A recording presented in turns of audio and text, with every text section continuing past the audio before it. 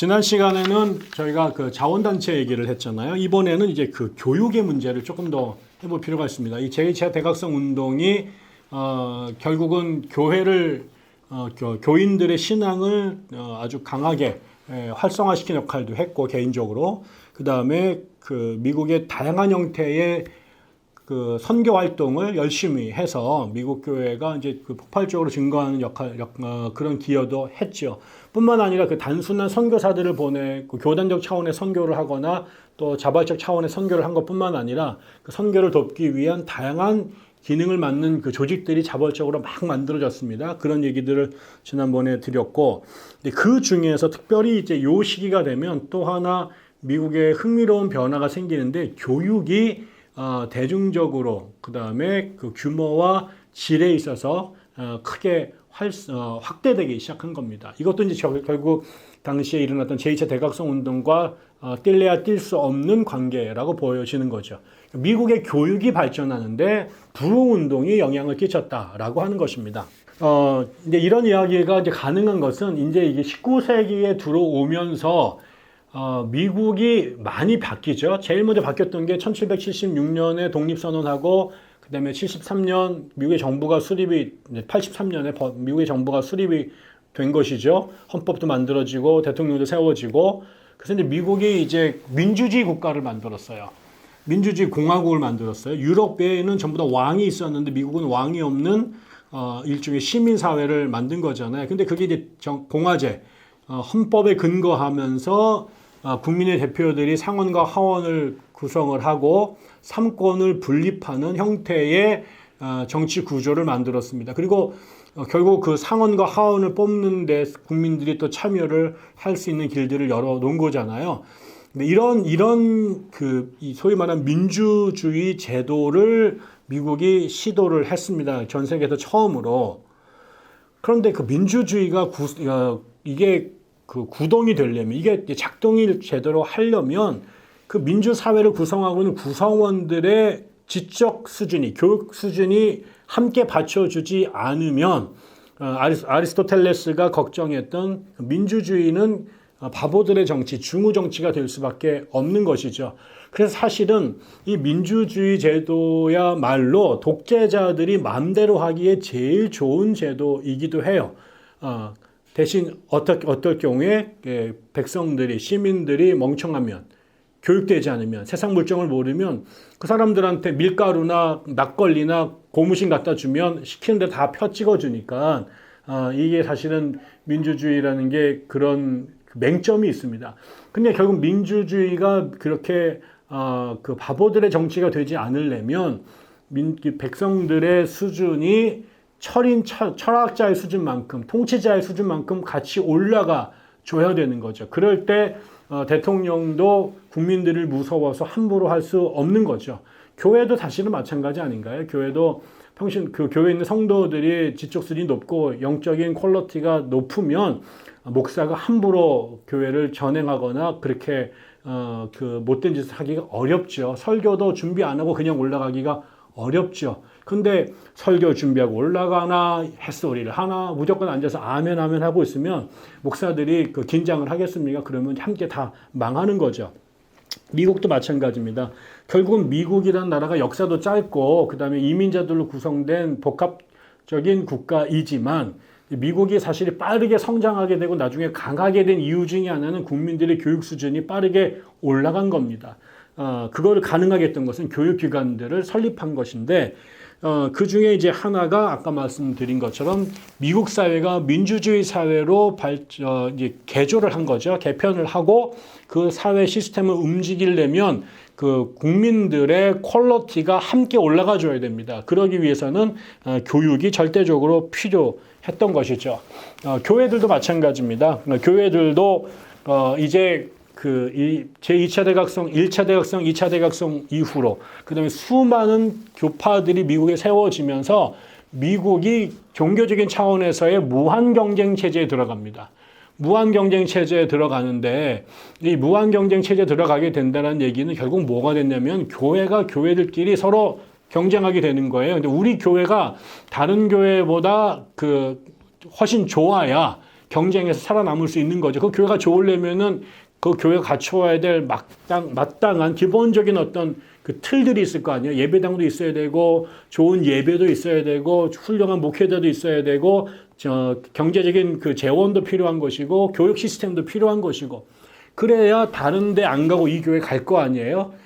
이런데 이게 특별히 또 하나가 뭐냐면, 이게 그 국가교회 시스템이 아니라 시장경제 체제란 말이죠. 교회가 자신들의 운명을 스스로 결정해야 돼요. 국가에서 아무것도 안 도와줘요. 정부에서 보조금 안 나와요.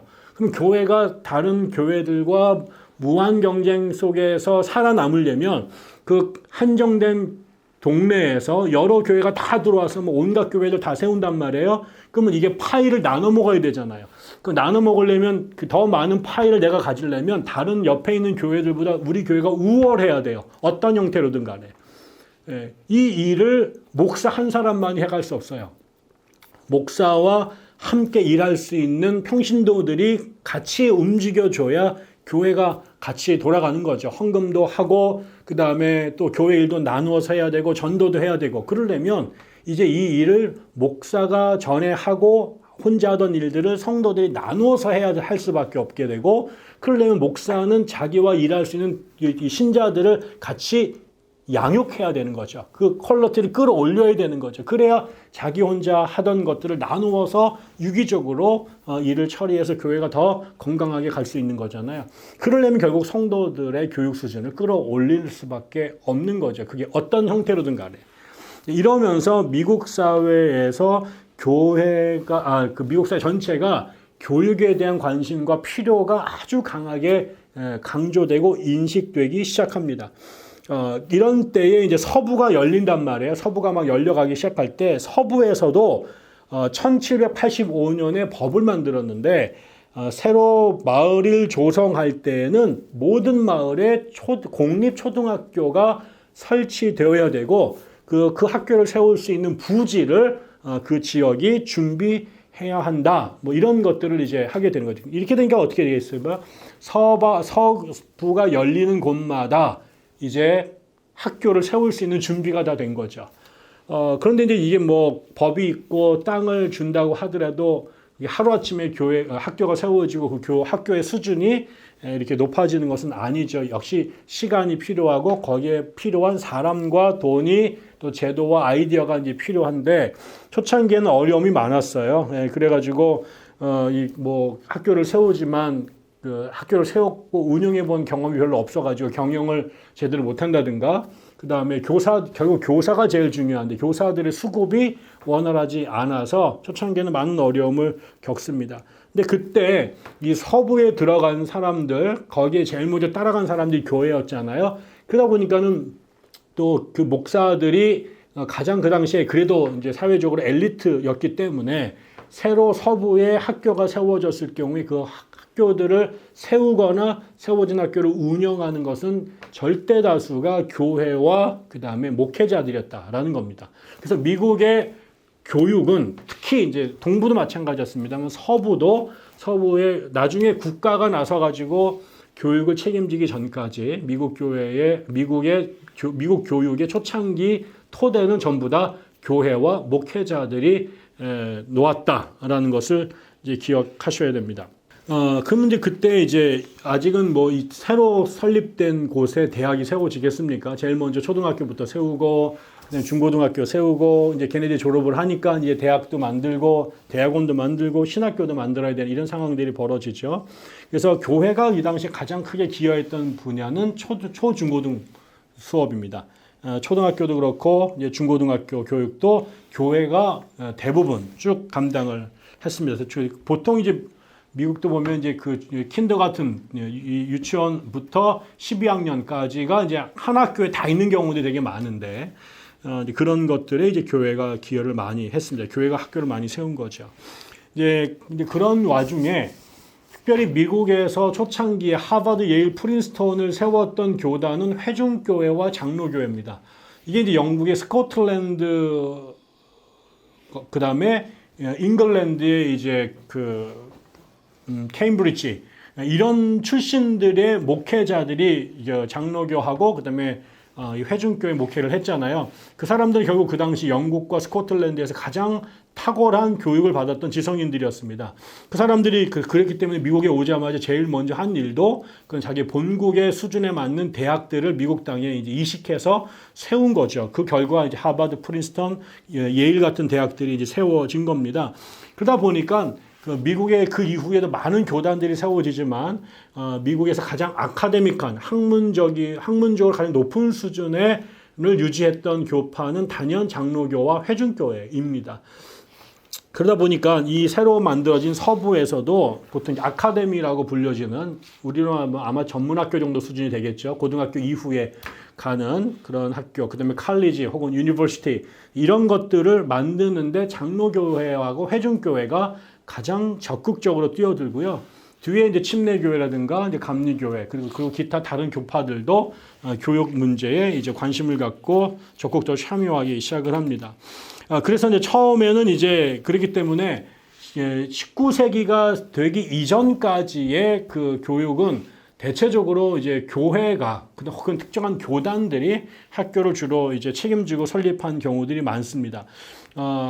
그래서 이제 그 통계에 의하면 1861년에 남북 전쟁이 터지는데 이 19세기 초반에 그 전까지 미국의 대학이 516개가 있었대요. 1861년 이전까지 그 516개의 대학 중에서 거의 90% 이상의 대학들이 전부 다 특정 교단의 후원 속에서 만들어진 학교들입니다.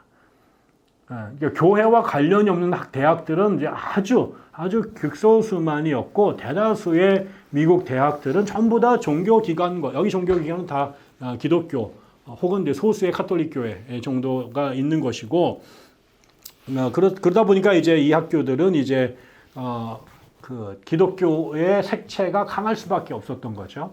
근데 아까도 말씀드렸죠. 제가 고등교육 기관이 아카데미와 칼리지 혹은 유니버시티가 있다고 말씀을 드렸는데 이 아카데미라고 하는 것은 이것도 대부분 목사들이 세웁니다. 근데 목사들이 갖고 있는 그 종교적인 교육적인 열정이라든가 관심이 다 고유할 거 아닙니까? 사람들마다 다르잖아요.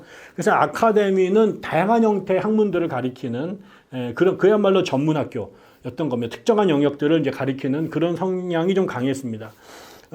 그리고 대학은 기본적으로 목사를 양성하는데 1차적인 관심이 있었습니다. 그런데 흥미로운 것은 그 당시에 칼리지에서 학생들을 가리킬 때 이 사람들은 나가서 목사를 하면 좋겠다라는 게 이제 기본적인 기대였는데 그때 대학에서는 뭘 가르쳤냐면 클래시컬 에듀케이션, 고전 교육을 시켰습니다. 그 고전 교육이라고 하는 거는 이제 언어, 문학, 이제 이런 거죠 주로. 그래서 이제 라틴어라든가 그리스어, 그 다음에 뭐 영어, 그 다음에 고대 문학, 중세 문학 이런 것들을 이제 주로 이제 가르쳤습니다. 뭐 수사학 이런 것들. 그럼 신학은 뭐냐? 신학은 졸업 이후에 동네 목사님한테 가서 배웠습니다. 도제식으로. 그래서 그 초창기에는 신학 대학들이 있었고 거기에 이제 신학이 아주 없었다고 신학 과목이 아주 없는 건 아니지만 여러 과목들 중에 조금 있는 것이고 나머지는 이제 중세의 학문이라고 하는 그 이전에 근대 이전의 학문이라는 것이 다 신학과 뗄래야 뗄 수 없는 관계도 있었고 그러니까요.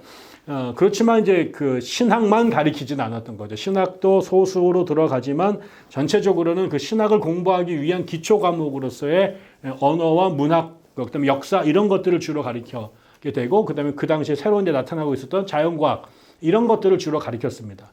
우리가 지금 일반 대학에서 배우는 그런 과목들인 거죠. 그리고 나서 이제 신학만은 그 대학을 졸업한 사람들이 포스트 그레주에이트라고 해서 졸업하고 나서 지역에 영향력 있는 혹은 학식이 높은 목회자들 밑에 들어가서 공부를 따로 했다라는 겁니다. 그런데 조금 지나고 나서 보니까 이게 이제 좀 문제가 있는 거죠. 그게 좀 이따 하겠고. 그래서 요 아카데미 그다음에 뭐 칼리지 혹은 유니버시티 이런 것들이 이제 만들어졌고 그 대부분은 특정 교단과 관계가 있었다. 그리고 이제 대학은 기본적으로 이제 졸업 후에 목사 될 사람들을 대상으로 설립된 경우들이 많았고 강조점도 거기 있었다. 그러다 보니까 이제 대번에 이게 다 특정 교단들이 학교를 세웠잖아요. 그러면, 교단들 간의 경쟁은 없었을까? 당연히 경쟁이 있었죠. 경쟁을 했었을 거예요. 그래서 서로, 침례교회가 대학을 세웠네? 그러니까 감리교회도 세워야겠다. 감리교회만 세우냐? 성결교도 세우자. 이런 식으로 교단들이 서로 자극을 받고 경쟁의식 속에서, 대학을 세웠죠. 왜? 그러면 거기에 나온 사람들이 퀄리티가 안 나온 사람하고 다르니까요. 그러니까 장로교 출신 목사들이 똑똑하다라고 생각이 들고 침례교나 감리교는 그렇지 않다라는 얘기가 그런 이미지가 강했으니 우리도 감리교도 똑똑한 목사, 지성적 목사 있어 해야 될 거 아니에요. 그래서 이제 여기도 이제 그런 경쟁의식 속에서 학교들을 막 우후죽순 세웠습니다. 그런데 지금하고 조금 다른 그 당시 하나의 긍정적인 문화는 뭐였냐면 중처분하지 않았다는 거죠. 그러니까 바울의 말처럼 이미 누가 가서 반석을 거기다가 채워놨으면 거기에 들어가서 숟가락 얹는 이런 짓은 안 했다라는 거예요. 그래서 특정 지역에 한 교단이 먼저 들어가서 교육기관을 세우면 나머지 교육기관은 적어도 그 지역에는 안 들어갔답니다. 그래서 다른 곳에 가가지고 학교를 세우는 것이죠. 지금처럼 앞에 학교 세우면 뛰쳐나가지고 그 앞에다가 또 학교를 세우거나 교회를 세웠는데 쫓겨났더니 그 앞에 가서 교회를 세우는 이런 그 예의 없는 짓은 하지 않았다랍니다. 그러면서 이제 학교들이 얘기를 했던 거죠. 그러다 보니까 이제 지역마다 어느 지역에는 어느 교단, 어느 학교가 세워지고 그러면 그 학교에서 배출된 인재들의 영향이 커지니까 지역 단위로 이제 특색을 좀 교파적 특색을 갖게 되기도 한 겁니다.